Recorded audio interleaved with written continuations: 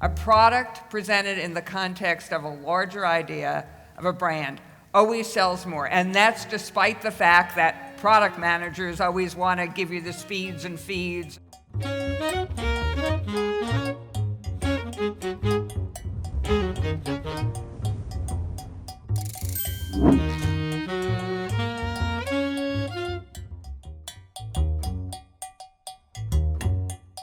I think if I was to use one word, experiential. I think brands are like people, they're organic, and as the world evolves and we all evolve, we're much more experientially oriented, and I think that's what brands will be moving forward. Okay, Shelly? I was going to use the same exact word, but I think it's just it's just an extension of integration. It's just that we're getting broader and broader in the way we think about how consumers form brand impressions, and we're starting to understand that it's not 5 things, but it's everything. And it's every interaction with the brand which gets to experience. And it just is not something that people have paid that much attention to. Well, we'll have a session this afternoon. Okay. With me, as a matter of fact, talking about experience. Russell?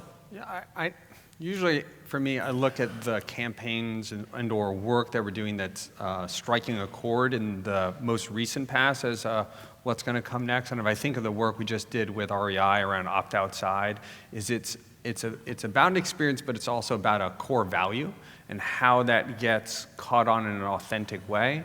And so I think that it's either that or the kind of work we do with Activision in the, sort of as you're going from one generation of 12 million users to the next, how do you embed something in that is an experience, but that's an entertainment? So it's that authenticity and also something useful that's going to entertain people. Ntiedo? So I think that there are 4 components. I think that experiential is definitely one of them.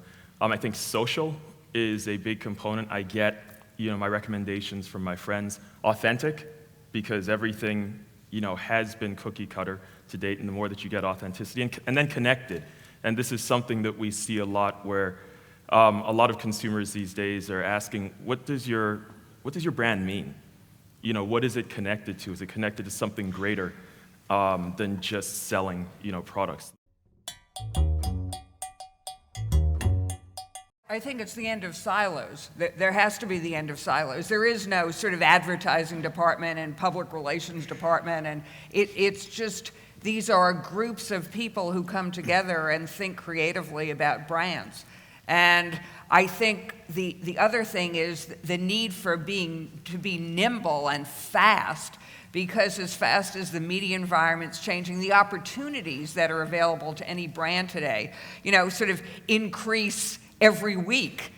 Places you never thought you could communicate or ways you could communicate are happening. So you sort of need a nimble group of people who are comfortable with ambiguity, who are happy when things change. You know what I'm saying, because we all deal with people who have problems with these things, and who are flexible enough and collaborative enough to work together in teams of people to get to a goal. Yeah, I totally agree. I think one of the things that we've been looking at was, first of all, as an agency, when we're interviewing people, I'd say if you're looking to be somewhere comfortable, don't join here. You have to be comfortable being uncomfortable, and we're always looking at sort of a rapid incremental change. And you only get that by learning across a sets of industries and sets of brands and from your clients. And so I do think, the future of the agency is this nimbleness that Shelly spoke of, and the ability to, as we talk about, sort of both help a brand evolve, help it promote itself, but also protect, and you got to move across those 3 with great agility. I happen to believe that with NT, that authenticity is absolutely critical today.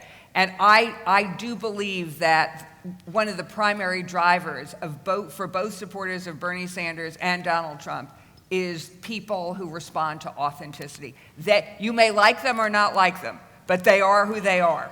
And everybody else seems so packaged relative to them, that I think that's one of the primary things that's driving the appeal. Immediately Donald Trump came out, what was fascinating to me was I was like, this guy is like, he's like the internet business of politicians. Because I assumed everything at the beginning was, I'm going to sell you, it's vaporware. I'm going to sell you on what I believe I can build. And then I assumed that somewhere behind, he was going to find a whole bunch of really smart people to actually fill in the policy components. And so at the very beginning, it was like how Oracle started with Larry Ellison. He said, yeah, we can build that, ran back and figured out how to build it. So all the way along, I was watching Trump, and I was like, this is like the internet business of politicians. I still haven't seen like the actual policies, but but it's very fascinating from a branding perspective because the noise, overrode the substance, and it was very much like internet businesses. Right. What- And businesses take time to build, although less and less, right? It's true.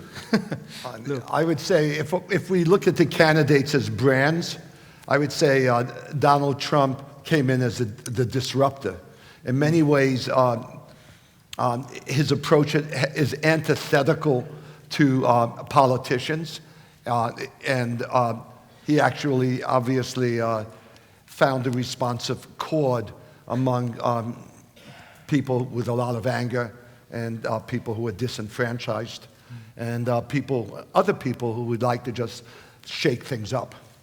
Yeah, I think we've been studying trust for the last 16 years, and this year we saw the greatest gap in trust between an informed public and the mass public that we had ever seen, not just in the U.S., globally. So it showed that this yawning gap created a vacuum, that someone who could project strength to those who are disenfranchised had a big window to walk through. Brands do not need to be global to be successful. I do think when you start a business, and let's call it a branded business, you really need to be very focused on one or two major geographies that you know very well. To the extent you can establish your brand easily and quickly in those geographies, then you can look to replicate them in other geographies. But many of the biggest brands in the world, such as new brands, such as Alibaba, is still primarily a Greater China brand. So Of course, having a huge market.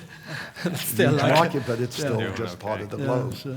So I have an interesting response to that. There were two experiences that I had. One was recently I was at a conference called Summit at Sea, and I was part of this thing, and it's like take over a ship and you bring a whole bunch of like tech people. And Eric Schmitt was one of the speakers. He was speaking with Travis from Uber, and he talked about the idea that you actually have to think globally when you start a company these days from the beginning almost.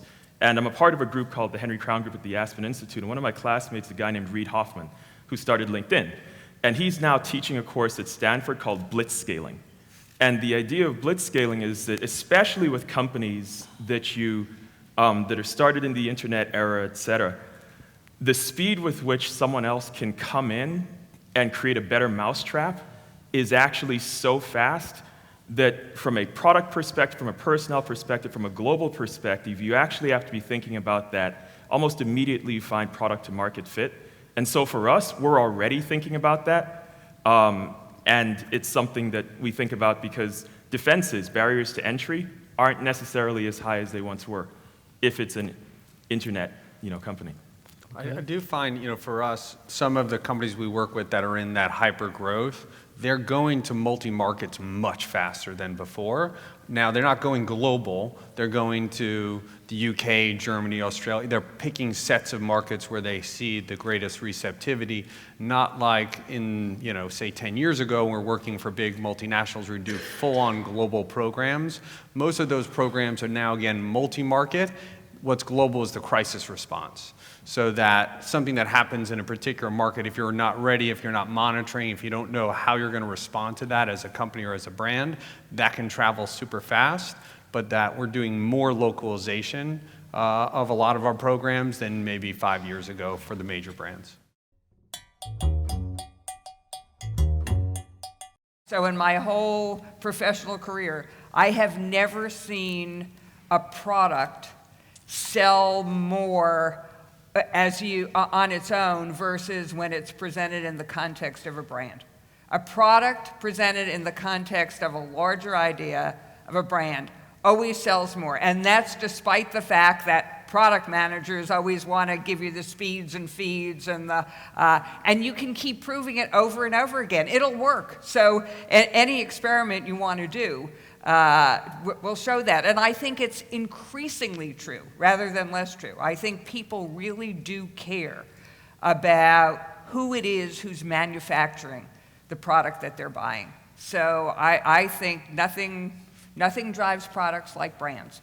I also recall once asking the chief operating officer of Nike how they think about dividing their budgets between product advertising and brand advertising. And he said something startling. He said, "Oh, we don't have any brand advertising. Every single piece of communication they do is behind a product. But the Nike brand so infuses every product that they sell that you can't make the distinction." And that, to me, is nirvana. That is the ideal state of the world. I think the place that we're seeing the sort of lead gen focus with brand merging most right now, even in like the last year, is in the B2B space.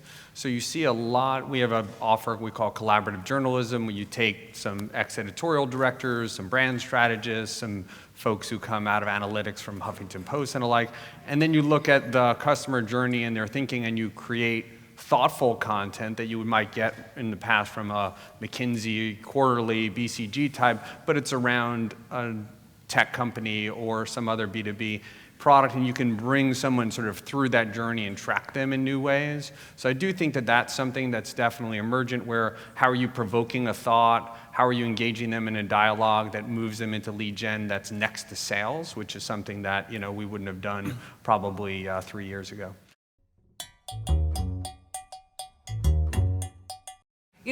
So one of the things about brands that people sort of just skip over is brands help you edit. I mean, as a consumer, how could you possibly make a decision across, there are hundreds and thousands of offerings these days of anything. And I think the very ability to sort of narrow your choices based on brands it's a basic utility, I think, that brands afford. And in a world where there are more and more choices, I think we have more and greater need for brands. What I do think is happening, though, is that before brands could get away with like a big umbrella story, and these days it's more about how do you connect to me as the consumer. And I don't believe you when you say blah, like connect with me here. So brands have actually gotten smaller, and the focus on the connection in the story drives that loyalty.